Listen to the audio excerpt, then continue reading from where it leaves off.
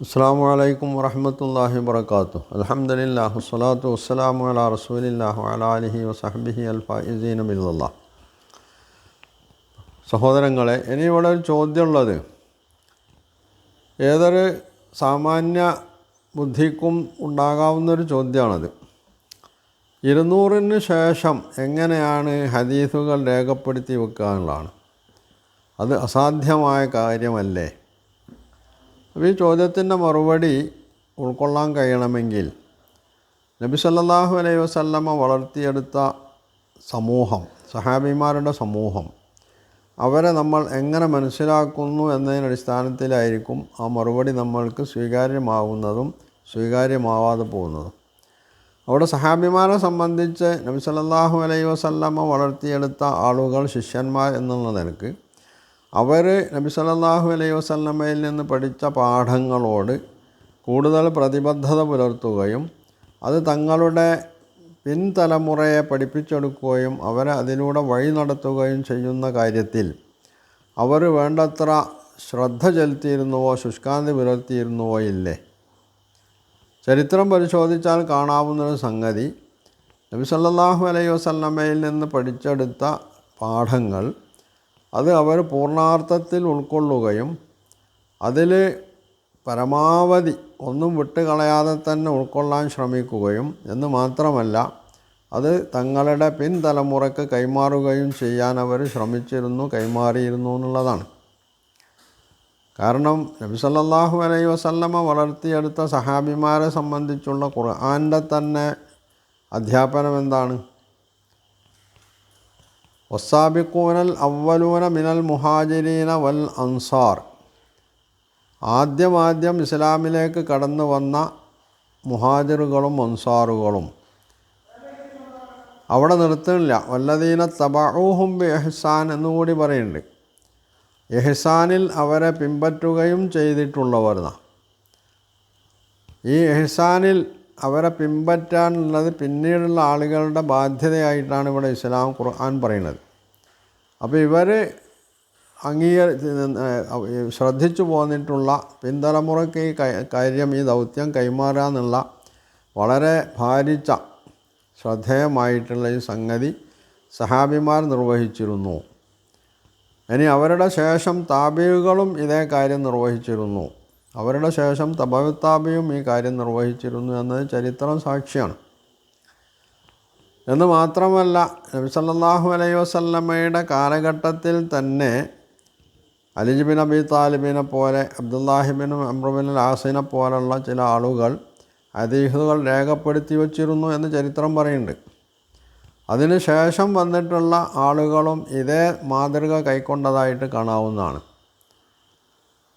അപ്പോൾ 200-ന് ശേഷമാണ് ഹദീസ് രേഖപ്പെടുത്താൻ തുടങ്ങിയതെന്നോ അല്ലെങ്കിൽ ഇവരുടെ ഭാഷ അനുസരിച്ച് ഹദീസ് നിർമ്മിക്കാൻ തുടങ്ങിയത് എന്നോ പറയുന്നതിന് ഒരടിസ്ഥാനവും ഇല്ല എന്നുള്ളതാണ് അതിൽ നിന്ന് മനസ്സിലാക്കാൻ കഴിയുക. ഇവിടെ സംഭവിച്ചത് എന്താണെന്ന് ചോദിച്ചാൽ, ആദ്യ കാലഘട്ടത്തിൽ ഇമാം മാലിക്കിൻ്റെ മുവത്തയെ സംബന്ധിച്ച് ചരിത്രത്തിൽ പറയുന്ന സംഗതി എന്താണ്? ഇമാം മാലിക് മുവത്ത അതിൽ ഹദീസുകൾ രേഖപ്പെടുത്തി വച്ചു. ഈ ഹദീസ് ഇന്ന് കാണുന്ന മുവത്ത അല്ലായിരുന്നു അദ്ദേഹത്തിൻ്റെ മുവത്താന്ന. അതിനേക്കാളൊക്കെ വളരെ ബൃഹത്തായിട്ടുള്ള കുറച്ച് കട്ടി കൂടിയ വലിയൊരു ഗ്രന്ഥമായിരുന്നു അത്. പിന്നീട് അദ്ദേഹം അത് ശുദ്ധി ചെയ്താണ് ഇന്നത്തെ അവസ്ഥയിലേക്ക് എത്തിപ്പെട്ടിട്ടുള്ളത്. മുവത്തയെ സംബന്ധിച്ചിടത്തോളം അതിന് കേവലം ഹദീസ് ഗ്രന്ഥം എന്ന് മാത്രം പറയാതിരിക്കാൻ കാരണം അതിൽ ഫിഖ്ഹ് കൂടി അടങ്ങിയിട്ടുണ്ട് എന്നുള്ളതാണ്. ഈ ഒരു രീതി തന്നെയാണ് സഹാബിമാർക്ക് ശേഷം താബികളും താബികളും ഒക്കെ കൈക്കൊണ്ടിരുന്നതും. അവർ ഫിഖ്ഹി നിയമങ്ങൾ ആവിഷ്കരിക്കാൻ വേണ്ടി ഖുർആൻ മാത്രമല്ല തങ്ങളുടെ കാലഘട്ടത്തിലെ സഹാബിമാരും താബികളടക്കമുള്ള പണ്ഡിതന്മാരുമായി ബന്ധപ്പെട്ട് അവരിൽ നിന്ന് ഹദീസുകൾ സ്വീകരിച്ചുകൊണ്ടാണ് അവർ അവരുടെ ഈ ഇജ്തിഹാദിപരമായിട്ടുള്ള ബാധ്യത നിർവഹിക്കുകയും വിശാലമായിട്ടുള്ള ഒരു ഫിഖ്ഹ്, ഒരു നിയമസംഹിത അവർ രൂപപ്പെടുത്തിയെടുക്കുകയും ചെയ്തിട്ടുള്ളത്. അതുകൊണ്ട് തന്നെ അവരുടെ ഗ്രന്ഥങ്ങളിൽ കേവലം ഹദീസ് മാത്രമല്ല കാണാം, അതിൽ ഫിഖ്ഹും ഉണ്ടാവും. എന്നാൽ നമ്മൾ പറയുന്ന ഈ മുഹദ്ദിസുകളെ സംബന്ധിച്ചിടത്തോളം അവർ ഫിഖ്ഹിൻ്റെ നേരത്തെയുള്ള ആളുകൾ കൈക്കൊണ്ടിരുന്ന ഈ ഒരു വശത്തെ അത്ര കാര്യമായി എടുക്കാതെ ഹദീസുകൾ പൂർണ്ണമായിട്ട് ക്രോഡീകരിക്കാനുള്ള ഒരു രീതിയിലേക്കാണ് അവർ മാറിയിട്ടുള്ളത്. ഇതാണ് ഈ രണ്ട് സമീപനങ്ങളിൽ അല്ലെങ്കിൽ ഈ രണ്ട് വിഭാഗവും തമ്മിലുള്ള സമീപനങ്ങളിലുള്ള വ്യത്യാസം എന്ന് പറഞ്ഞത്. ഫുഖഹാക്കൾ എന്ന് പറയുന്ന മുജ്തഹിദുകളായിട്ടുള്ള ആളുകൾ അവരുടെ ഇജ്തിഹാദിന് അവലംബമായി അവർ ഹദീസ് സ്വീകരിക്കുകയും ആ ഹദീസുകളുടെ അടിസ്ഥാനത്തിൽ അവരുടെ ഫിഖ്ഹി കാഴ്ചപ്പാടുകൾ അവർ രേഖപ്പെടുത്തി വെക്കുകയും ചെയ്തു. ആ കൂട്ടത്തിൽ അവർക്ക് കിട്ടിയ ഹദീസും അവർ രേഖപ്പെടുത്തി വെച്ചിട്ടുണ്ട്. ഇമാം ഷാഫിയുടെ കിതാബുൽ പരിശോധിച്ചാൽ ഇതിനെമ്പാടും തെളിവ് കിട്ടും. എന്നാൽ പിൽക്കാലത്ത് വന്ന ഈ രണ്ടാം നൂറ്റാണ്ടിൽ വന്നിട്ടുള്ള മുഹദ്ദിസുകൾ എന്ന് പറയുന്ന, രണ്ടാം നൂറ്റാണ്ടിൽ മാത്രമല്ല മുഹദ്ദിസുകൾ അതിന് മുമ്പുണ്ട്. ഈ മുഹദ്ദിസുകൾ അവർ ഫിഖ്ഹിൻ്റെ കാര്യം അത്രമാത്രം കണക്കിലെടുക്കാതെ അല്ലെങ്കിൽ അതിന് കൂടുതൽ ശ്രദ്ധ കൊടുക്കാതെ ഹദീസുകൾ ശേഖരിക്കുകയും അത് രേഖപ്പെടുത്തി വെക്കുകയും ചെയ്യാനുള്ളതിന് പ്രാധാന്യം കൊടുത്തത് കൊണ്ടാണ് അവരെ മുഹദ്ദിസുകൾ, ഫുഖഹാക്കൾ എന്ന് പറയാതെ മുഹദ്ദിസുകൾ എന്ന് നമ്മൾ പറയുന്നത്. അപ്പോൾ ഈ രണ്ട് രീതിയാണ് ഇതിൽ. ഈ രണ്ട് രീതിയും ഇസ്ലാമിൻ്റെ അടിസ്ഥാനത്തിൽ നിന്ന്, ഖുർആൻ്റെ അടിസ്ഥാനത്തിൽ നിന്നുകൊണ്ടാണ് അവർ ചെയ്തിട്ടുള്ളത്. ഇതിനെയാണ് ഹദീസ് നിഷേധികളായിട്ടുള്ള ഈ ആളുകൾ എന്തൊക്കെയോ കാരണം പറഞ്ഞുകൊണ്ട് തള്ളിപ്പറയുന്നത് എന്നുള്ളതാണ്. അപ്പോൾ അവിടെ അവരുടെ ഉദ്ദേശശുദ്ധി തീർച്ചയായിട്ടും ചോദ്യം ചെയ്യപ്പെടേണ്ടതുണ്ട്. സമൂഹം ഇന്നുവരെ അംഗീകരിച്ചു പോന്നിട്ടുള്ള ഈ പ്രാമാണികത, ഹദീസിൻ്റെ പ്രാമാണികതയെ ഒരു കാരണവുമില്ലാതെ ചില സംശയങ്ങൾ ഉന്നയിച്ചുകൊണ്ട് അതിൻ്റെ പേരിൽ ആ സംശയങ്ങൾ പോലും യഥാർത്ഥത്തിൽ ഉന്നയിക്കപ്പെടുന്നത് ആരിൽ നിന്നാണ്? ഇസ്ലാമിൻ്റെ ശത്രുക്കളിൽ നിന്നാണ് എന്നുള്ളതാണ് വസ്തുത.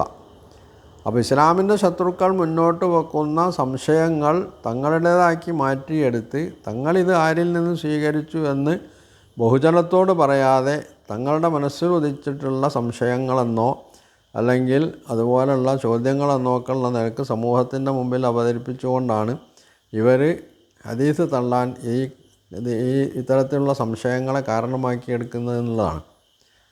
അപ്പോൾ അവരുടെ ലക്ഷ്യം എന്ന് പറയുന്നത് ഇസ്ലാമിനെ, ഖുർആനിനെ നിലനിർത്തുക, ഖുർആനിൻ്റെ അധ്യാപനങ്ങൾ സമൂഹത്തെ പഠിപ്പിക്കുക എന്നുള്ളതൊന്നുമല്ല.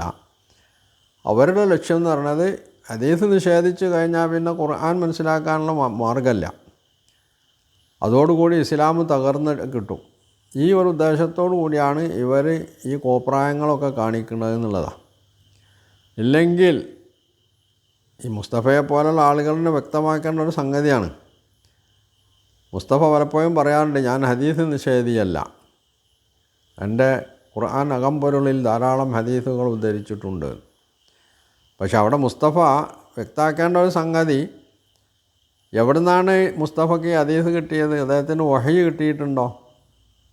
അതോ സുന്നികളും ഷിയാക്കളും ഒക്കെ എഴുതി വച്ചിട്ടുള്ള, രേഖപ്പെടുത്തി വെച്ച, ക്രോഡീകരിച്ചിട്ടുള്ള ഹദീസ് ഗ്രന്ഥങ്ങളിൽ നിന്നാണോ അദ്ദേഹം ഹദീസ് സ്വീകരിക്കുന്നത്?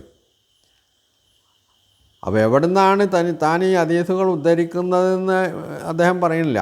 അത് പറയാതെയാണ് അദ്ദേഹം വീമ്പ് പറയുന്നത്, ഞാൻ ഹദീസ് നിഷേധിയല്ല, ഞാൻ ഹദീസുകൾ ധാരാളം ഉദ്ധരിക്കാറുണ്ട് എന്നുള്ളത്.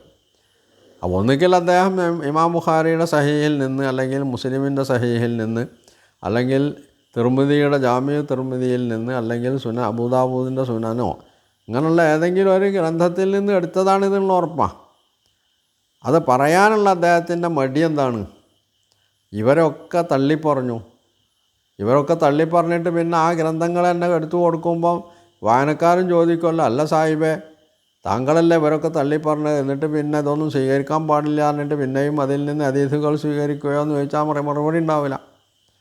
അപ്പം ചോദ്യത്തിന് ഉത്തരം മുട്ടുമെന്ന് കണ്ടതുകൊണ്ടാണ് അദ്ദേഹം ഹദീസ് ഉദ്ധരിച്ചിട്ടുള്ള ഏത് ഗ്രന്ഥത്തിൽ നിന്നാണ് ഇത് പകർത്തിയെടുത്തിട്ടുള്ളതെന്ന് പറയാത്തത്. അപ്പോൾ ഒന്നുകിൽ അദ്ദേഹം സുന്നികളുടെ, അഹ്ലുസുന്നത്ത് വൽ ജമാഅത്തിൻ്റെ ആളുകളുടെ, പണ്ഡിതന്മാരുടെ ഹദീസ് ഗ്രന്ഥങ്ങളിൽ നിന്നാണ് എടുത്തിട്ടുള്ളത്, അതല്ലെങ്കിൽ ഷിയാക്കളുടെ ഗ്രന്ഥങ്ങളിൽ നിന്നായിരിക്കണം. ഇതല്ലാതെ ലോകത്ത് ഹദീസ് കിട്ടാനുള്ള വഴി വളരെ കുറവാണ്.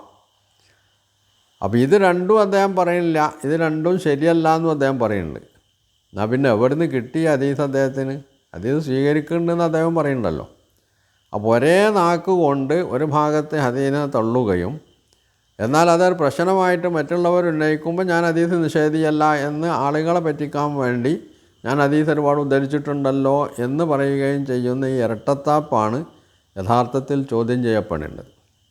ആ ഇരട്ടത്താപ്പ് സ്വീകരിച്ചുകൊണ്ട് അദ്ദേഹം മുമ്പോട്ട് പോകുന്ന കാലത്തോളം അദ്ദേഹത്തിൻ്റെ വാക്കുകൾ വിശ്വാസയോഗ്യമല്ലാതായിത്തീരുന്നു എന്നുള്ളതാണ് വസ്തുത.